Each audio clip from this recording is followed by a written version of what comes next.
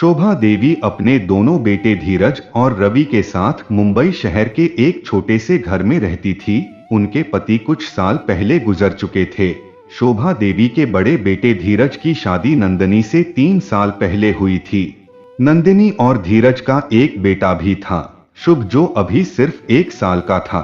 शोभा देवी के छोटे बेटे रवि के शादी की बात घर में चल रही थी। अगले कुछ दिनों में रवि की शादी हो गई। रवि की पत्नी नम्रता ससुराल आई।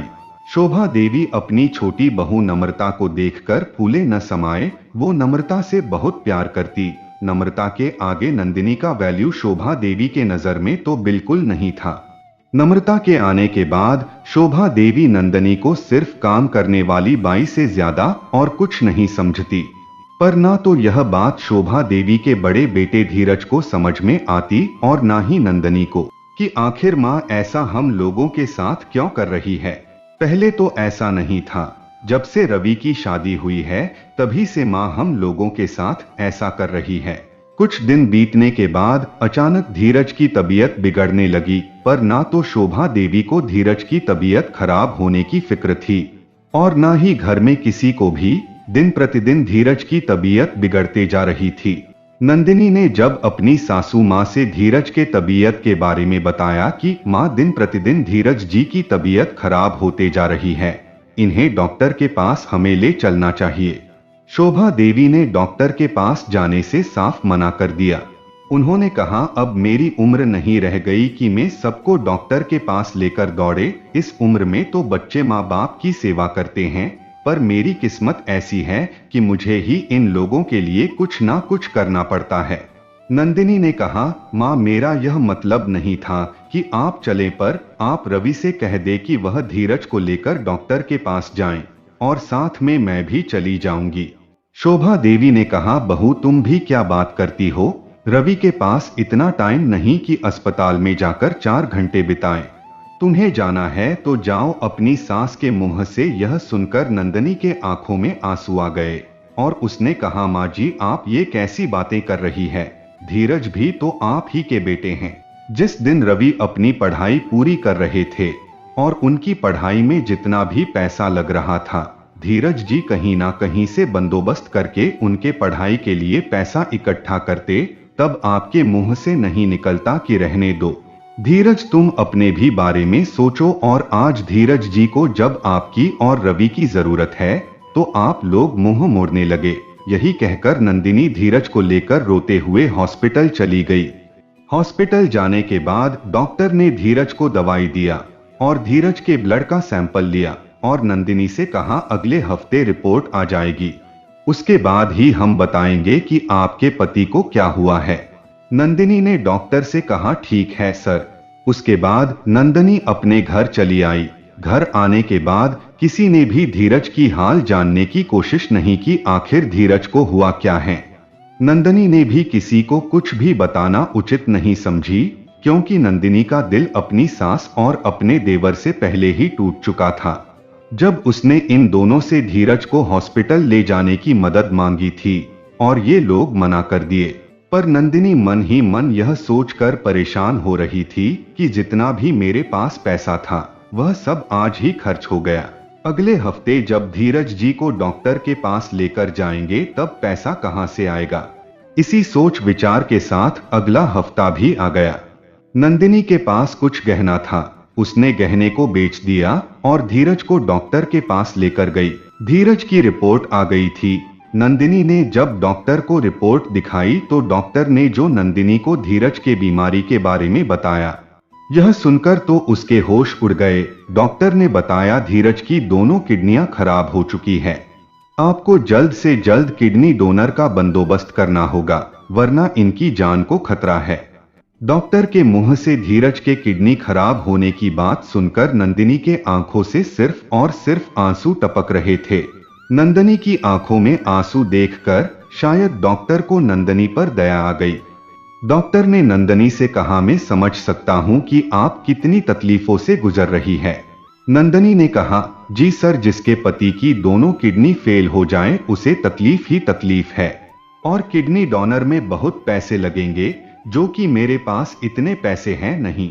और अगर मैं अपनी एक किडनी दे दूं तो भी ऑपरेशन में भी बहुत पैसे लग जाएंगे। डॉक्टर ने नंदिनी से कहा, आप बुरा ना माने तो मैं आपसे एक बात कहूं। नंदिनी ने कहा, नहीं सर, मेरे जैसा लाचार इंसान क्या बुरा मानेगा, बताइए क्या बात है। डॉक्टर ने कहा, तुम्हारे हस्बैंड के लिए किडनी डोनर का बंदोबस्त हो जाएगा, वह भी फ्री में, बस उसके बदले तुम्हें अपनी कोख बेचनी पड़ेगी और तुम्हारे रहने खाने का भी इंतजाम हम करवा देंगे। नंदिनी ने बहुत सोचा और डॉक्टर की बातों पर हामी भर दिया। ठीक है डॉक्टर साहब, मुझे मंजूर है, मेरे पति ठीक हो जाएं, इससे बड़ी खुशी मेरे लिए क्या हो सकती है। मैं अपनी कोख बेचने के लिए तैयार हूं, पर मेरी कोख चाहिए किसको? डॉक्टर ने कहा, मेरा एक दोस्त है, उसी को चाहिए। नंदिनी ने कहा, पर जब तक मेरे पति ठीक नहीं हो जाएंगे तब तक यह काम में नहीं कर सकती। डॉक्टर ने कहा, ठीक है, तुम चिंता मत करो, पहले तुम्हारे पति का इलाज हो जाएगा, तब यह सब होगा। नंदिनी ने अपने पति धीरज को इस बारे में बताया कि मुझे आपके इलाज के लिए अपनी कोख बेचनी पड़ेगी। धीरज नंदिनी की यह बातें सुनकर रोने लगा और बोला, नहीं नंदिनी, तुम मेरे लिए इतनी बड़ी कुर्बानी दोगी, यह मैं नहीं बर्दाश्त कर सकता। नंदिनी ने अपने पति से कहा, धीरज जी, जब हमारी और आपकी शादी हो रही थी तो फेरे लेते समय पंडित जी ने हम दोनों से क्या कहा था, क्या आपको याद नहीं? उन्होंने कहा था कि आज से तुम दोनों पति पत्नी हो और तुम दोनों कितनी भी मुश्किल क्यों ना आ जाए, एक दूसरे का साथ कभी नहीं छोड़ेंगे। तो वही तो मैं कर रही हूँ, और कोख बेचना कोई गलत काम नहीं होता, न और नहीं तो यह पुण्य का काम होता है। धीरज भी अपनी बीमारी से लाचार था, उसे भी अपनी माँ और अपने छोटे भाई रवि के रवैया का अंदाजा हो गया था और यो सोचने लगा, अगर मैं नहीं रहा तो मेरी पत्नी और मेरा बच्चा उस घर में किसी लावारिस से कम नहीं समझे जाएंगे। इसलिए ना चाहते हुए भी उसे नंदिनी का फैसला मानना पड़ा। नंदिनी यह बात अपने घर में किसी को नहीं बताई थी। धीरज की दोनों किडनियां खराब हो गई है और उनके इलाज के लिए उसे अपनी कोख बेचनी पड़ रही। अगले 2-3 दिनों में नंदिनी अपने पति और बच्चे के साथ डॉक्टर के बताए मुताबिक एक फ्लैट में रहने चली गई। कुछ दिनों में नंदिनी के पति धीरज के किडनी डोनर का बंदोबस्त हो गया। धीरज को ऑपरेशन थिएटर में ले जाया गया। भगवान की कृपा से ऑपरेशन सक्सेसफुल हुआ। कुछ दिन बाद धीरज को हॉस्पिटल से डिस्चार्ज कर दिया गया। हॉस्पिटल से आने के बाद नंदिनी अपने घर पर नहीं गई, अपने पति और बच्चे के साथ दोबारा उसी फ्लैट में रहने चली आई। कुछ दिन बाद नंदिनी का ट्रीटमेंट शुरू हुआ और नंदिनी कुछ ही दिनों में प्रेग्नेंट हो गई। नंदिनी के रहने से लेकर खाने पीने और हर छोटी बड़ी चीजों का इंतजाम डॉक्टर के उसी दोस्त ने करवाया था जिन्हें बच्चा चाहिए था।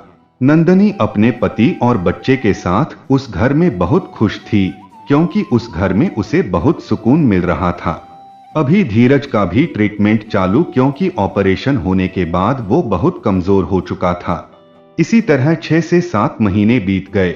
एक दिन नंदिनी की सासू मां नंदिनी और अपने बड़े बेटे धीरज को ढूंढने आई और नंदिनी के पेट में बच्चे को देखकर उन्होंने नंदिनी से पूछा। पड़ोस वाले तो बता रहे थे कि धीरज की दोनों किडनियां खराब हो गई है, इस स्थिति में तू प्रेग्नेंट कैसे हो गई? नंदिनी ने कहा, माँ जी, यह बच्चा मेरा नहीं है, मैंने अपनी कोख को 9 महीने तक किराए पर दी हुई है, तभी तो धीरज जी का इलाज हो पाया, वरना इनका बचना मुश्किल था। नंदिनी की सासू माँ ने ताने कसते हुए नंदिनी से कहा, अच्छा तो तूने वेश्यावृत्ति करना भी शुरू कर दिया। अपनी सासू माँ के मुंह से यह शब्द सुनते ही नंदिनी के गुस्से का पारा एकदम हाई हो गया और उसने कहा, माँ जी, कुछ बोलने से पहले सोच लिया करे, आप लोगों को हमारी मदद नहीं करनी थी तो मत करिए, और आप धीरज जी को देखने नहीं आई है बल्कि हमारे जले पर नमक छिड़कने आई है। माँ जी, यह बच्चा कोई गलत तरीके से मेरे पेट में नहीं आया, बल्कि विज्ञान का चमत्कार है। यह बच्चा ट्रीटमेंट के द्वारा मेरे पेट में आया है। अगर आपको मेरी बातों से तसल्ली नहीं तो जाकर किसी से पूछ लीजिएगा। और माँ जी, मुझे पता है कि आप धीरज जी से और मुझसे जलती क्यों है, क्योंकि धीरज जी आपके सगे बेटे नहीं बल्कि सौतेले बेटे हैं।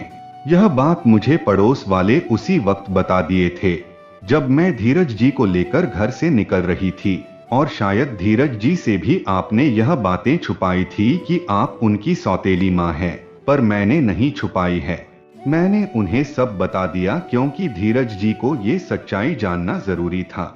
सच्चाई जानने के बाद उन्हें अपनी माँ के व्यवहार से इतनी तकलीफ नहीं होगी, पर अगर वो सच्चाई नहीं जानते तो उन्हें बहुत तकलीफ होती कि उनकी खुद की माँ आखिर उनके साथ ऐसा बर्ताव क्यों कर रही है। माँ जी, मैं आपके सामने हाथ जोड़ रही हूँ, अगर आप हमारे साथ कुछ अच्छा नहीं कर सकती तो आपसे विनती है कि ताने कसने यहाँ पर मत आइएगा। कुछ देर बाद शोभा जी वहां से चली आई। कुछ दिन बाद नंदिनी ने एक लड़के को जन्म दिया और वह बच्चा जिसकी अमानत थी उन्हें दे दिया। डॉक्टर के दोस्त अपने बेटे को पाकर बहुत खुश हुए और इस खुशी में नंदिनी जिस फ्लैट में रहती थी उन्होंने वो फ्लैट नंदिनी को गिफ्ट में दे दिया।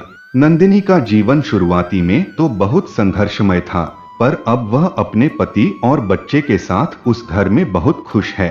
तो दोस्तों, आशा करता हूँ कि ये कहानी आप लोगों को अच्छी लगी होगी, तो इसे लाइक करें और हमारे चैनल को सब्सक्राइब करें। धन्यवाद।